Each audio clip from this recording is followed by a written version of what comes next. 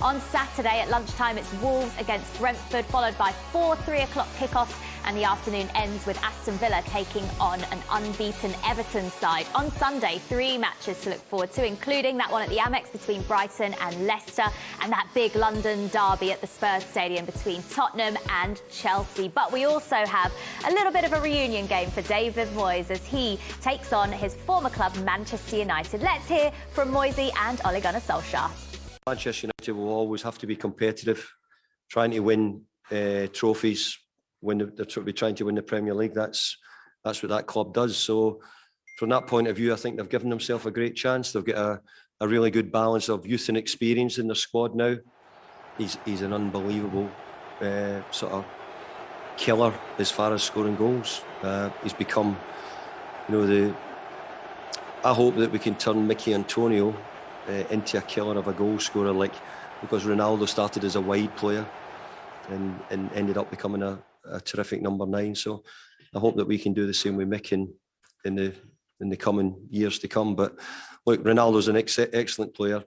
It's brought another level of excitement to the Premier League, and we'll do everything we can to keep him quiet. In the media, you tend to get judged by the behaviors and the outcomes rather than the intentions, and of course it's black and white, and we go into the game with good intentions, we make changes with good intentions, we go into a tackle with good intentions, we play a pass with good intentions. It's always the outcome that decides what headline that we'll see. So, and very, very rarely is the game either fantastic or really, really bad. It just hovers about good or not good enough. So we know that the expectations are high, and the performance level, we expect more of ourselves as well. Well, he says it himself there, doesn't he, Ole Gunnar Solskjaer? We expect more of ourselves, and he did come under a bit of scrutiny, as you already mentioned earlier on, Tim, after that poor result in Europe midweek. Is that just a sign of the added pressure that's on him now Ronaldo's there? Yeah, absolutely. Not only Ronaldo, but Varane and Sancho, they're the players who he wanted at the football club, and he's got Ronaldo thrown in. I think it's a massive Christmas present, that one. So he's got to get on with it, but it's not only getting on with it, it's not only seeing the improvement, it's actually trying to win something. I think any other manager, if they had as long as Ollie's had at Manchester United and haven't won a trophy, they wouldn't be there anymore. I think he's getting a little bit of leeway there, but that's fine. But now the pressure's on him. Can't believe that that you guys in the press, Ollie's saying there, you're right, what you see, it's terrible. Come on, Miguel, answer for yourself. You've got the right to reply now. That's the ethics of the press, most of us. Unfortunately, he knows by now, he's a manager of Manchester United, he knows you're coming under pressure. You're the biggest club in the world. You need results. I think the results have been good. They had a poor one in the week, and he's got to expect some criticism. He's got the players now, got the ammunition, need to get the results. For me, they've got the players to win the Premier League. They haven't got the team to win the Premier League at the moment. They're not playing as a team. This is the issue for him now, and it's not just... Or last season, for actually most of his time so far, any defeat can be kind of... Right, he got criticised, but he can kind of explain the way a bit because United are supposedly a team in progress. Even though I think they had a very strong squad for the past few years. Whereas now, it's so strong, up front, and they're almost like Chelsea in terms of the options they've got. It's almost a double team there. But anytime they drop off now, the scrutiny on Solskjaer is going to be so strong, because it comes down, if you can't get results then what are you actually doing here? Why don't you think they're playing as a team, Tim? I don't necessarily see a style of play. I see some world-class players who've got moments and winning games. I think they were very poor against Newcastle, let's be honest, especially in the first half. And then all of a sudden, Johnny on the spot there, Ronaldo, produces it, and it opens up the game for them. Second half, they run away with it because they've got the space, because Newcastle tried to push forward looking for the equaliser, or got the equaliser, and then they exposed them with world-class players. But I think the balance is not correct. I'm not sure about his changes certainly in the European game the other night. I think they need to play with one sitter. He continue playing Pogba back in there, midfield players. It's a square peg in a round hole.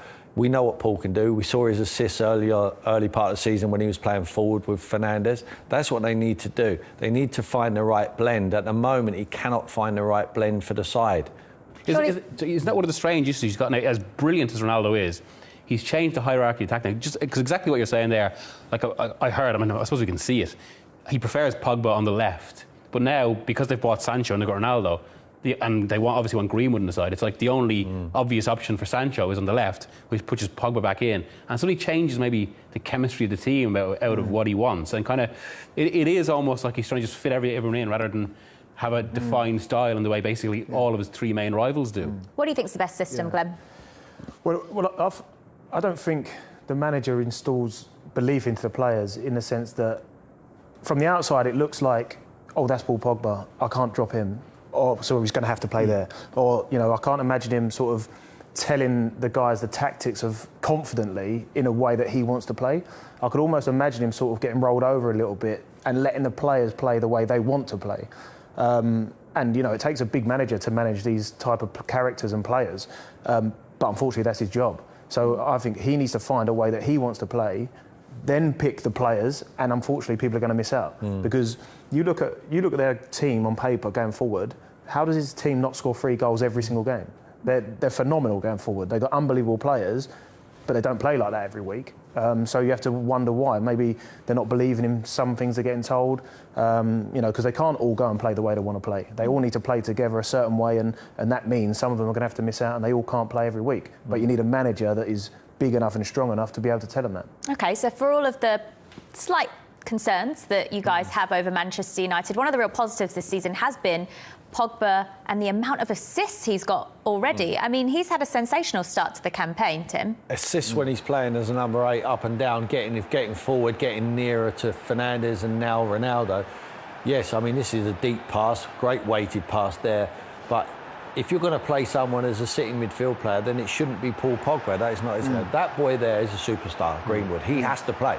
I mean, hopefully they haven't brought in the players to block up his pathway because he's a sensational player. But Paul Pogba's been outstanding. This is where we need to see Paul. Bursting forward, unstoppable. Left foot pass there into Fred's path, just rolls it past the goalkeeper. But look, in and around the penalty area, this is where he needs to be.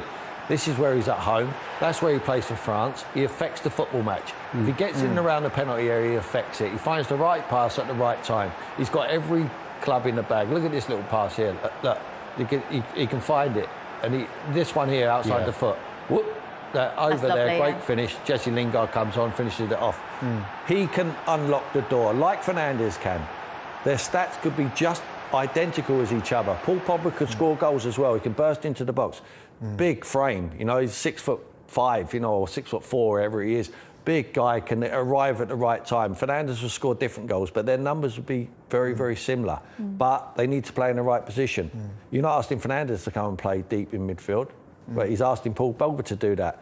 If you're going to play that style, then leave him out as a side. I would always play him. For me, Fernandes and Pogba have to play. Greenwood has to play. Obviously, Ronaldo plays when he wants to play. He's not going to be out playing every game. When he wants to take a rest, you need another sniffer. You need Cavani to step in and score the goals for you. OK, well, West Ham, we could see a change of system for them this weekend because Antonio is suspended. Who do you think fills that void while he's out? Well, it's a tough one, isn't it? It is a tough one. Obviously, he's a big player for them. He sets the game out straight up from the first minute.